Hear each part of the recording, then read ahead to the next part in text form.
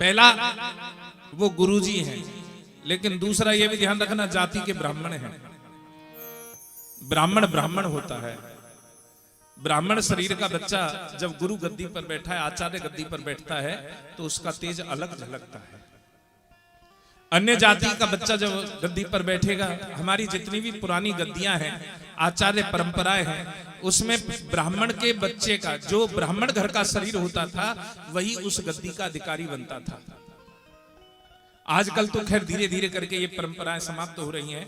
हमारी मणिराम दास छावनी अयोध्या जी, जहां हमारे श्री महंत नित्य गोपाल दास जी हैं, महाराज श्री की वो जो गद्दी परंपरा है, वो ब्राह्मण घर के शरीर की परंपरा है, आचार्य गद्दी जिसे बोलते हैं।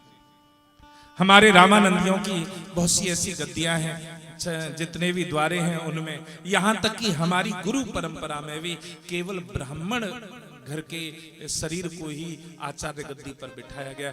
जिस गुरु परंपरा में ये दास भी अपने गुरु गद्दी पर, भगवान कृष्ण के पश्चात गुरु गद्दी पर 77वीं गद्दी पर बैठा हुआ है।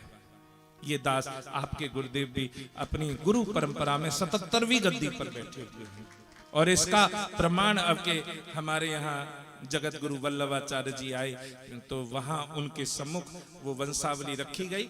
हमसे हमारे जो भाट थे, उन्होंने कहा, भैया जी हमारे पास आप लोगों की वंशावली है, हमारे पूर्वज आप लोगों की वंशावली गाते आए हैं, यदि कोई गलती हो गई, आपने ये पत्र तो सौंप दिया जगत गुरु जी को, यदि गलती हो गई तो 1 लाख रुपए एक नाम का दंड देना पड़ेगा।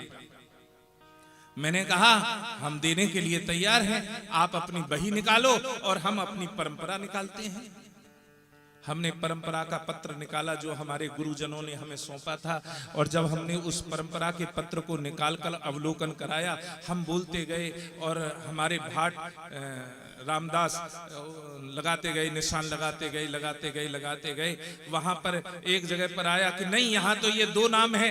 मैंने कि हाँ, ये गद्दी पाकिस्तान में गई, उसके बाद में ये गद्दी यहाँ रही, और उसके बाद फिर पाकिस्तान से वहां से ये गद्दी इधर आई, यहाँ पर ये आचार्य बैठे।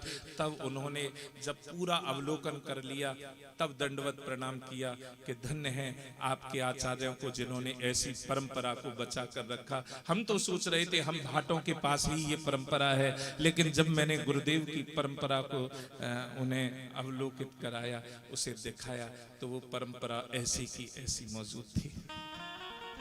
तो आप लोग ध्यान रखें गुरु परंपरा का, ब्राह्मण की गति, ब्राह्मण का आचार्य। मैं ये जातिवाद फैलाने के लिए शब्द सूचक नहीं बोल रहा हूं, ये ध्यान रखें, ये जातिवाचक शब्द नहीं है। ब्राह्मण शरीर का घर किसका हो? ब्राह्मण का। उसका जब शरीर मिलता है और वो तप करता है, तब जाकर वो श्रेष्ठ बनता है। ऐसे नहीं, द्विज ऐसे नहीं होते हैं। द्विज का मतलब है दूसरा जन्म। जब उसका यज्ञोपवीत होता है तो उसे द्विज बना दिया जाता है, फिर वो विरक्त बन जाता है, तो वो श्रेष्ठ हो जाता है। ये परंपराएं हैं।